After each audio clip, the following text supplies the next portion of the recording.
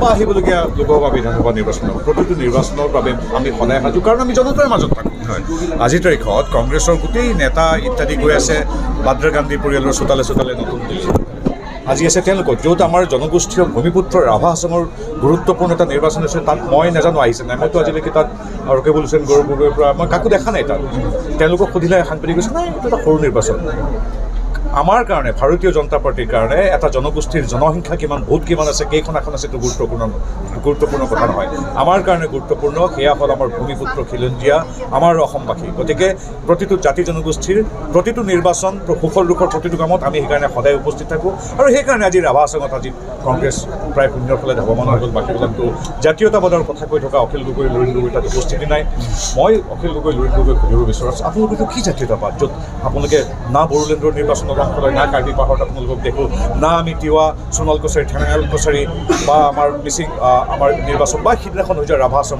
জনগোষ্ঠী যদি আপোনালোকৰ জাতীয়তাবাদত অনুপস্থিত, আপোনালোক নিজেই জনগোষ্ঠীয় সেই গাঁওবিলাকত অনুপস্থিত, তেনেধৰণৰ জাতীয়তাবাদক আমি কেতিয়াও বিশ্বাস নকৰোঁ। আমাৰ জাতীয়তাবাদ এই বৰ অসমৰ প্ৰতিটো জাতি জনগোষ্ঠীক আৰু সেইকাৰণে অসমবাসী ৰাইজে প্ৰতিটো জাতি জনগোষ্ঠীয়ে আমাক আশীৰ্বাদ দিছে।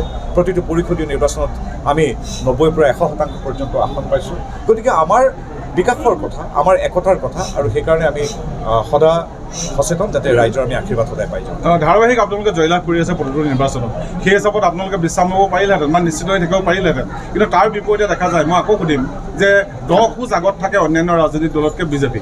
যে আচলতে আপোনালোকৰ তত্ত্বটো কি, মানে কি বুলি? নহয়, আচলতে কংগ্ৰেছো সমানে ব্যস্ত, আমিও ব্যস্ত, কংগ্ৰেছে কিছুমান ঠাইতো আমাতকৈ বেছি ব্যস্ত। কংগ্ৰেছ প্ৰথম ব্যস্ত হ'ল তেওঁলোকৰ, এতিয়া কালি আপোনালোকৰ গতিকে এটা চেনেলত শুনিছোঁ বিধায়ক নেতা গৈ বাদ্ৰা বা গান্ধী বা অন্যান্য নেতাৰ চোতালে চোতালে, আমি ৰাইজৰ চোতালে চোতালে।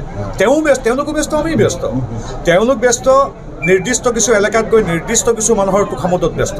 কিন্তু আমি আজি দেখিছে ৰঙামুণ্ডি নদীৰ ঐতিহ্যমণ্ডিত অঞ্চলত আমি বিলাকীয়াত ৰাইজৰ সেৱা লৈছোঁ। তদ্ৰুপ সমগ্ৰ অসমতে আমাৰ কাৰ্যকৰ্তাসকল মানুহৰ ঘৰে ঘৰে গৈ পঞ্চায়তত আমি কেনেকৈ নিৰ্বাচনত অংশগ্ৰহণ কৰিব লাগে, আপোনালোকৰ কি আছে দাবী, এই অঞ্চলটোৰ কি সুখ দুখৰ কথা আছে, এই কথাবিলাক সংগ্ৰহ কৰিছোঁ। আৰু তেওঁলোক আছে তোষামোদত।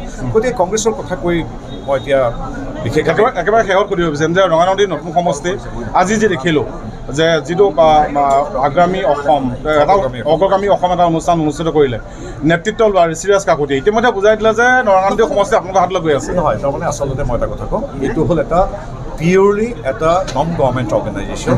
ৰঙানদীৰ সামগ্ৰিক উন্নয়নৰ বাবে ৰঙানদী উন্নয়ন মঞ্চৰ এটা বৃহৎ অনুষ্ঠান, য'ত প্ৰায় 8,000 মানুহ হ'ব মোক আৰক্ষীয়ে কোৱা মতে। 8,000 মানুহ, তাৰে 3,000 যুৱক যুৱতীয়ে নৃত্য গীতত অংশগ্ৰহণ কৰিছে। গতিকে এই পৰিৱেশটো চাবৰ কাৰণে তেওঁলোকৰ লগত আমি কথা পাতিবৰ বাবে, ৰঙানদী মানুহৰ মনৰ কথা জানিবৰ বাবে সন্মানীয় বিধায়ক আৰু মই আহিছোঁ। তাতে আমাক শ্ৰীযুত গিৰীশ বৰাৰ পৰা আমাৰ অসমৰ এগৰাকী জনপ্ৰিয় যুৱনেতা ঋষিৰাজ হাজৰিকালৈকে সকলোৱে আমাক আমন্ত্ৰণ জনাইছে। গতিকে আমি আহিছোঁ, ইয়াত আচলতে কোনো ৰাজনীতিৰ কথা নাই।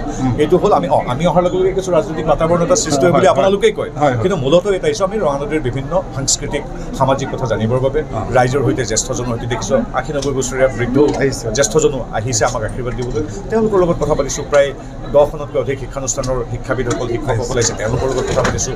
আৰু ইয়াত কোনো ৰাজনীতিৰ কথা নাই। আৰু মই এইটো কথা স্বীকাৰ কৰিছোঁ যে এইখিনি কাম কৰোঁতে আমাৰ স্থানীয় বিধায়ক, আমাৰ সন্মানীয় লখিমপুৰৰ বিধায়ক মানৱ ডেকাৰ পৰা ঋষিৰাজ হাজৰিকালৈকে, আমাৰ গিৰীশ দাৰ পৰা আপোনালোকৰ স্থানীয় সাংবাদিকসকললৈকে সকলোৱে আমি একেলগে কামখিনি কৰিছোঁ। আৰু আমাৰ ইয়াত সন্মানীয় প্ৰধান বৰুৱাদেৱেও আমাক উৎসাহ যোগাইছে। সদায় তেখেতে এই গোটেই বৃহত্তৰ সমষ্টিটোৰ উন্নয়নৰ বাবে কাম কৰিছে। গতিকে তেখেতো আমাৰ এগৰাকী জ্যেষ্ঠ সতীৰ্থ, আমি সকলোৱে হাতে হাত ধৰি কাম কৰিছোঁ। ইয়াত ৰাজনীতিৰ কোনো গোট নাই। আজিৰ পৰা 3 দিন আগত ৰাভা হাছঙৰ ইলেকশ্যনৰ দিনা কংগ্ৰেছৰ সভাপতি ভূপেন বৰা ডাঙৰীয়া দিল্লীত এটা ষ্টেটমেণ্ট দিছিলে যে কংগ্ৰেছে জিকিবলৈ ইলেকশ্যন নেখেলে, গণতান্ত্ৰিক পৰম্পৰা ৰক্ষা কৰিবলৈ ইলেকশ্যন খেলে। কিন্তু আমি বিজেপি অকল ইলেকশ্যন জিকিবলৈ খেলোঁ। গতিকে তেওঁলোকে পৰম্পৰা ৰক্ষা কৰিব দিয়ক, আপোনালোকে কিয় পিছত লাগি আছে? ৰাজ্যিক সভাপতিজনে কৈছে যে কংগ্ৰেছে ইলেকশ্যন জিকিবলৈ নেখেলে, গণতান্ত্ৰিক পৰম্পৰা ৰক্ষা কৰিবলৈ খেলে। গতিকে তেওঁলোকে ধুনীয়াকৈ এইবাৰো গণতান্ত্ৰিক পৰম্পৰা ৰক্ষা আমি দেখিছোঁ যে এইবাৰ দেখোন প্ৰতিদ্বন্দ্বীয়ে নাথাকিব আপোনালোকৰ, ঠিক তেনেকৈ নক'ব। আমাৰ প্ৰতিদ্বন্দ্বী জনসাধাৰণ, আমি জনসাধাৰণৰ হৈ কাম কৰিম। জনসাধাৰণে আমাৰ কাম বিশ্লেষণ কৰিব, আমাৰ কাম কাজ, আমাৰ জনসাধাৰণৰ প্ৰতি আঁচনি উন্নয়নমূলক কামক যদি পচন্দ হয় তেওঁলোকে আমাক সমৰ্থন কৰিব, যদি বেয়া পায় তেনেহ'লে আমাক সমৰ্থন নকৰে। গতিকে আমাৰ প্ৰতিদ্বন্দ্বী জনসাধাৰণে, কংগ্ৰেছ দল নহয়। কাৰণ কংগ্ৰেছ দলে পৰম্পৰা ৰক্ষা কৰিবলৈ ইলেকশ্যন খেলে, জিকিবলৈ নহয়। সভাপতি ষ্টেটমেণ্ট চাই ল'ব পৰহি।